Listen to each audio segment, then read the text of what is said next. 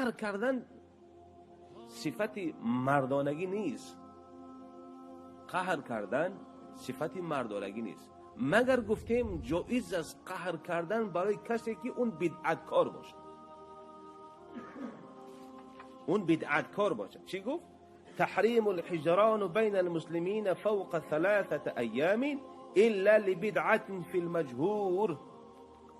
یک انسان بدعتکاره، یک انسان خرافاتی هست، یک انسان از پیش خودش هر کار میکند، گمان میکند که این کارش کاری خوب است، این کارش عملش عمل شریعتی هست، در حالتی که اون عمل شریعتی نیست.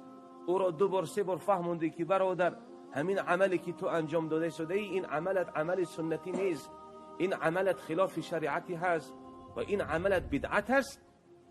دیدی که بدعتکاره، با اون قطع رابطه بکن، جایز است.